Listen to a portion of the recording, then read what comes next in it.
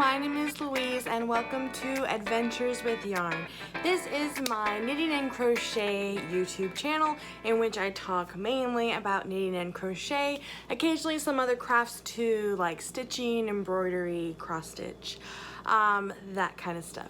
Thank you so much for joining me today. I'm so glad you're here. If you are a new viewer, welcome. I hope that you like what you see. If you're already a subscriber, welcome back. As always, if you like what you see, feel free to hit that thumbs up button, and if you're not already a subscriber, feel free to subscribe. Alright, so like I said, my name is Louise. I am coming at you from the state of Oregon in the northwest of America. I work as a nurse when I am not knitting and crocheting. And yeah, I've got several things to show you guys today. I actually have some finished objects this week. Yes, I've got works in progress. I want to show you the yarn that I'm going to cast on with next. And then I'm going to talk some more about our upcoming purple cowl. That's going to be our cowl where we are going to make purple baby hats for Shaken Baby Awareness Syndrome, and I'm going to explain some more about that after we talk about knitting. Alright, so shall we just get into it? I have, like I said, I have some finished objects this week. Two of them are socks. Now I'm counting this as a finished object because it is a finished sock, singular sock. The pair's not finished, but I'm still super psyched. I feel like I haven't had a finished object for a little bit. So this is my finished Cliffwalk sock. Isn't this beautiful? Oh my gosh. So this is by Helen Stewart of Curious Handmade as part of her Handmade Sock Society Season 2. If you are unfamiliar, you should check it out. I have a link in the description down below. It is kind of like a mystery sock subscription club for a year. You sign up, you pay a little more than 20 American dollars, and that'll get you a total of 6 sock patterns for the year. She released one, I think, in February, and then every other month since, and you don't know what the pattern's gonna be like, but I will tell you, they are all awesome. They're all not super hard. Some have been pretty memorizable. They're all gorgeous, beautiful. Look at this. If you can see this pattern here, it's got kind of like a braided panel up top, coming on down here. I really like the style she uses for the heels and the toes and the cuffs, but basically, yeah, you get a pattern, you get some lovely writing that comes with the pattern. Her theme for this season is the Cornish coastline, and she, each sock comes with kind of like a little theme, a little story, and it's really well done. I highly encourage you to check this out. Like I said, I finished this sock. I need to work on the second sock of the Cliffwalk socks, but I'm so stoked for the next pattern to come out. It comes out on Thursday. Right now I'm filming and it is Tuesday. Oh yeah, I am a little bit late. I forgot to address that. Oh, life. Actually, on a quick tangent, so I was originally planning on filming yesterday, which was Monday, and usually I work Thursday, Friday, Saturday, and so I have a day to actually knit so I can show you guys some progress by Monday. So that was my plan. That's what I was going to do. And so, I got off work on Saturday and chillaxing, ready to start my weekend. And I randomly woke up the next morning at 7 and there were missed calls and text messages on my phone saying, "Where are you? You're supposed to be here at work." I didn't realize that I had scheduled myself 4 days in a row, which these are 12-hour shifts, nursing at the hospital, and so I just scrambled out of bed, ran into work, and just, okay, I'm here, sorry. Basically, yeah, so I had forgotten that I had made my schedule a bit wonky. So I just decided I would push back the podcast just a day. I was very exhausted after working 4 days. Anyways, so the Cliffwalk sock, I want to show you the yarn that I want to use for the next sock. I just cannot wait for the pattern to come out. This is, it says bubblegum, but I feel like when I bought it, it was like rainbow sprinkles bubblegum, I think. So this is by Sheepy Fibers. I found it on Etsy. And I have a particular person in mind for this. I don't know if I should share why. Maybe I should. Let's just say, I mean, you know, this is what, if you can't embarrass your sisters, what are sisters for, right? I will tell you that, let's just say that me and my 3 younger sisters grew up swimming a lot at our neighborhood pool. And my youngest sister, she was always a little squirrely, little Miss Pea Picker, my mom would call her. Well, you know, my parents didn't buy us a lot of bubble gum. And we'd be at the pool and swimming, doing our thing, and then we'd be done. We'd be, you know, all gathered up and all going back into the changing room together, and we'd smell, what's that smell? It smells like cinnamon. What's that? Oh, Emily, is she chewing gum? Where'd you get that gum from? Let's just leave it at that and let your imagination take over the rest. So, and of course we never let my youngest sister live that down on where she would acquire her chewing gum.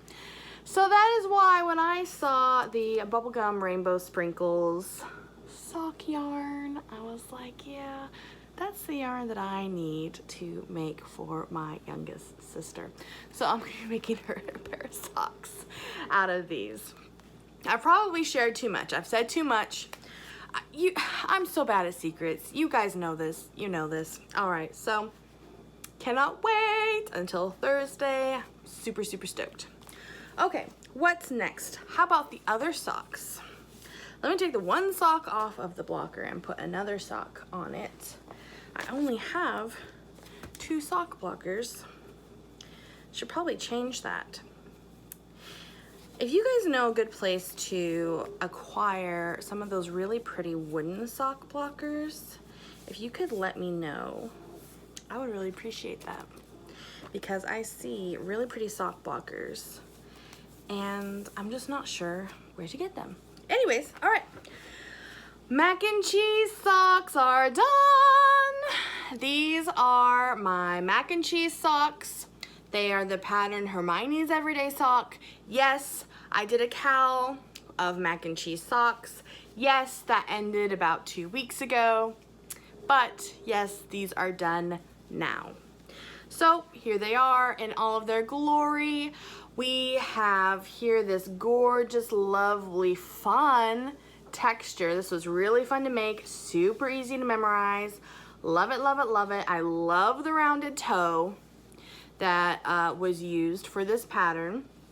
A heel that I learned, it's called an Eye of Partridge heel with a little garter edge. Interesting, something new. These colors have been so much fun. So we have Nassau blue and mac and cheese here, and to make it look like a box of Kraft macaroni and cheese. You know, when a color combination just comes together so perfectly in your mind, it's just wonderful. I love it. And of course, you know, the mac and cheese sock knit along. It was so much fun. We had so many mac and cheese themed prizes to give out. I was able to see people on social media posting that they received their prizes. That was just so much fun, and I can't wait to do it again with our next knit along. Prizes are coming in, they are coming in, and I hope to be showing them off for the next couple weeks too. So, and I have tried these on. They fit very nicely, very, very cozy, very wonderful and fun and bright. And I just love them. I just love it. So another sock pair done in the books.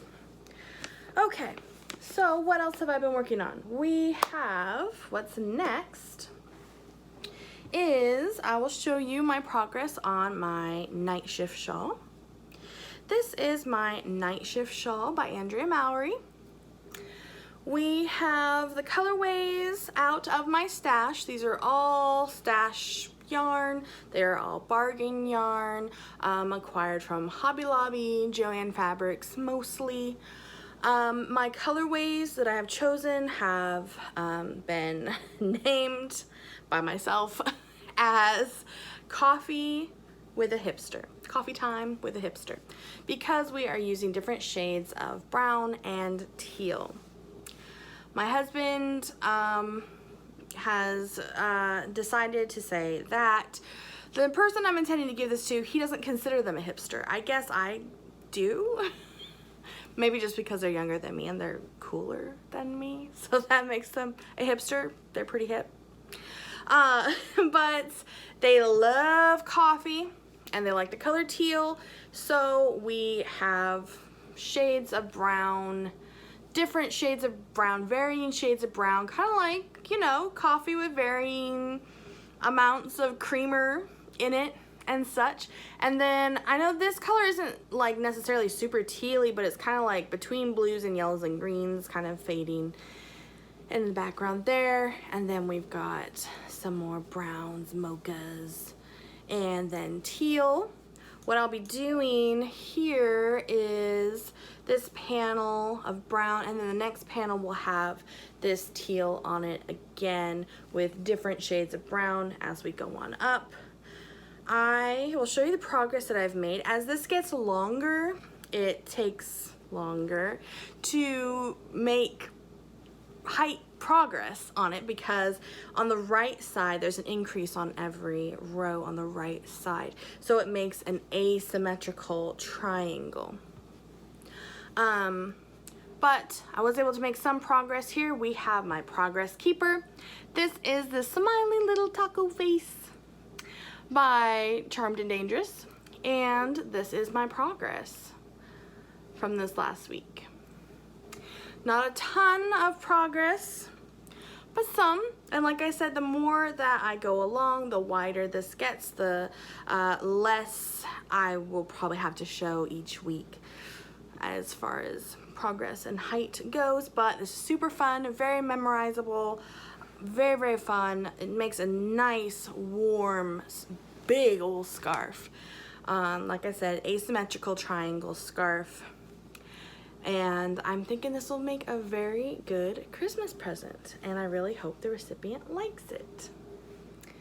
So stay tuned for more of that. All right. I have even more to show you guys. I do have a finished object. I did show this part of this last week. This is the Cabbage Patch doll inspired hat. I forget the author, but you can see down below.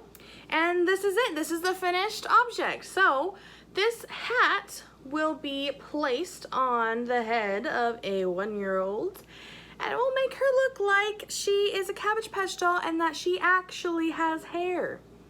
And not just any hair, Cabbage Patch doll hair. So this was really fun.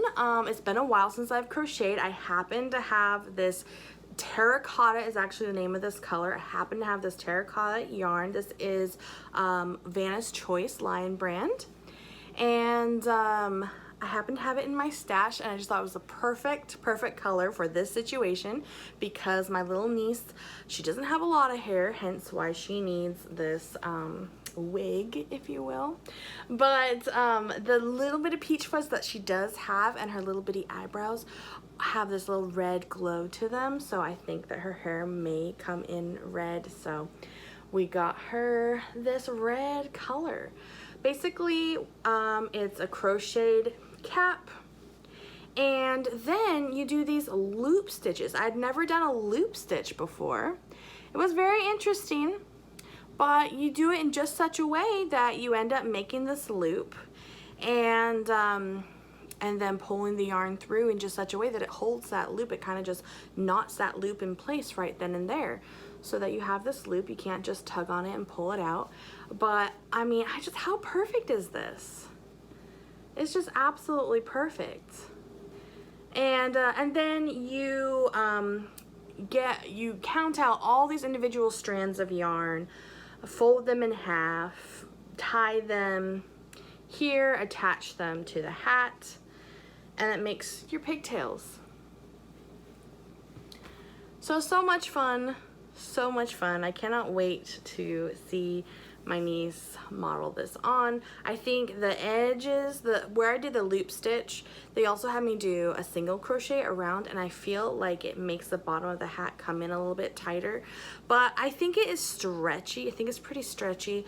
So hopefully it might be a little snug, but hopefully it'll fit. I think we can just, like, you know, crank it on that little baby's head.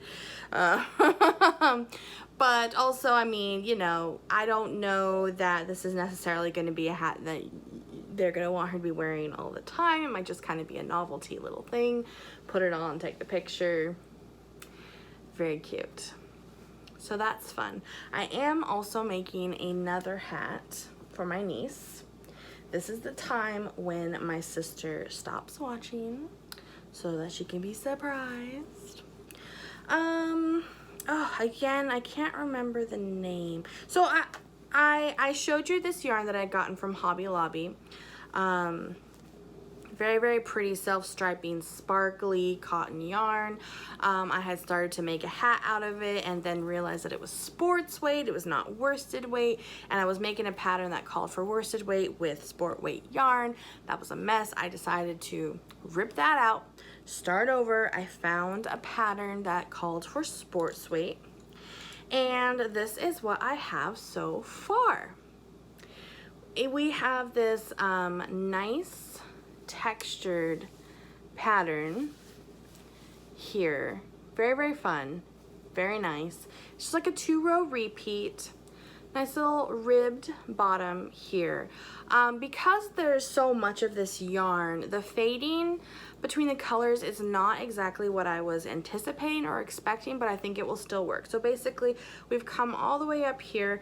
The fading into the light pink didn't start until about the decreases for the crown, but I think I messed up a row somewhere, and it kind of has left a bit of a gap here. I mean, this texture is already a little holy, but there's more of a hole up here. So I'm actually going to tear back and restart the decreases. I also lost count of my stitch count somewhere along the way because it's just not lining up.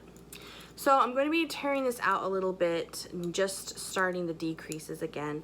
I think that basically this will be a pink hat, and the very top will kind of fade to the light pink, and then I'm going to put a pom-pom on top, continuing with the even lighter pink. So instead of a self-striping hat, it's going to be like a pink ombre hat, pretty much. I think it will still be really cute. It's got plenty of room for growth, so she can wear it for a long time into the winter.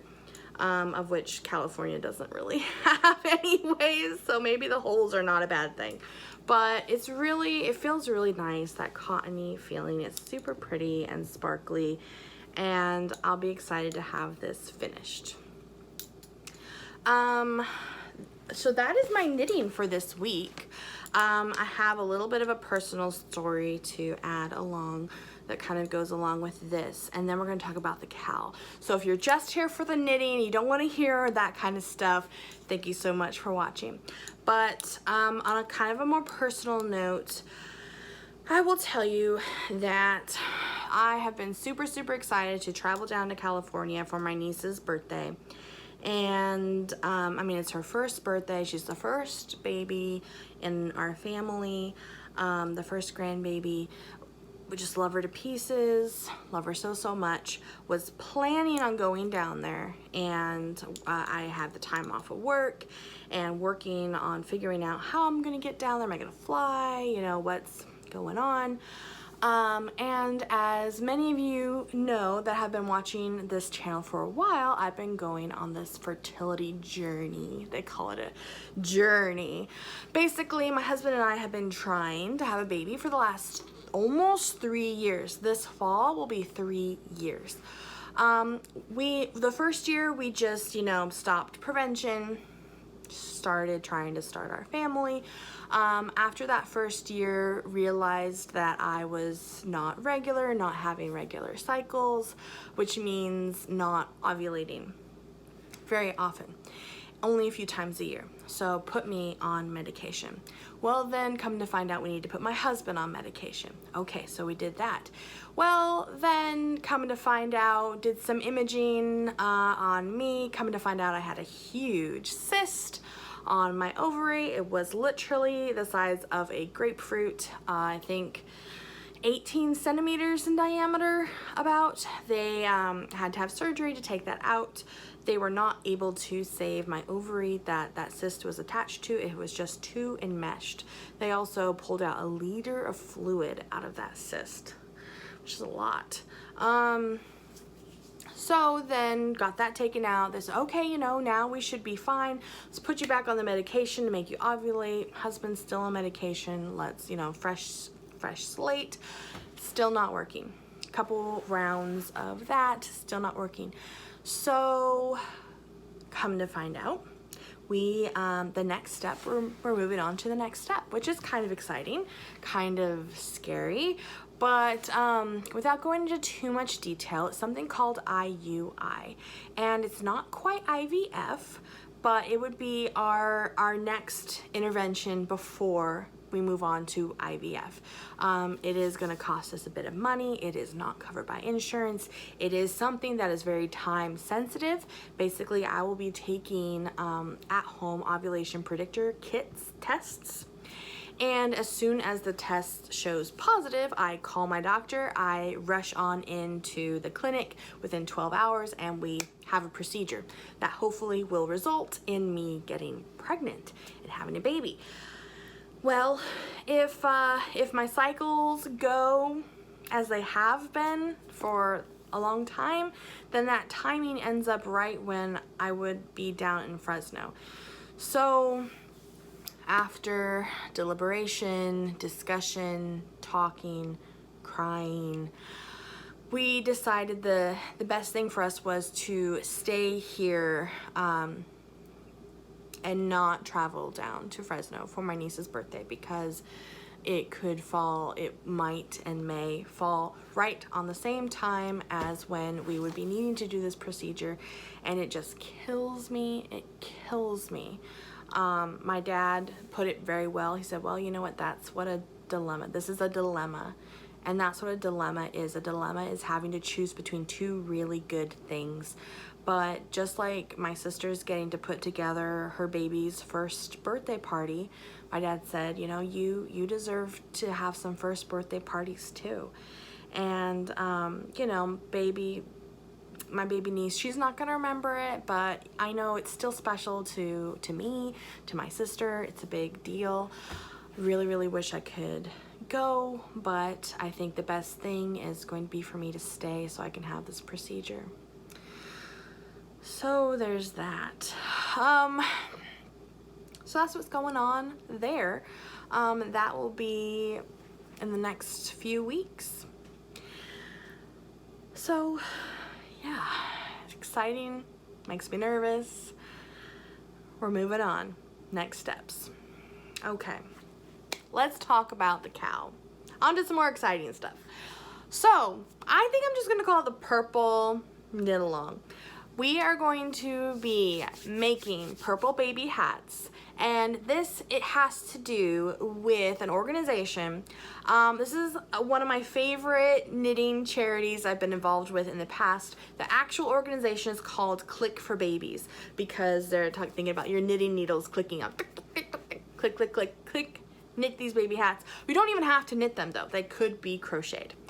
But basically, we're going to be making these purple baby hats to donate to hospitals that educate patients on the period of purple crying and shaken baby awareness syndrome. So I'm going to talk a little bit about that. So the period of purple crying. The period of purple crying is a time in a baby's life, and I think it starts in month 2 when they just start crying more. And this is normal. It doesn't mean that anything's necessarily wrong with the baby, nothing's wrong with the parents, but this is normal, it's to be expected, and we want parents to know that.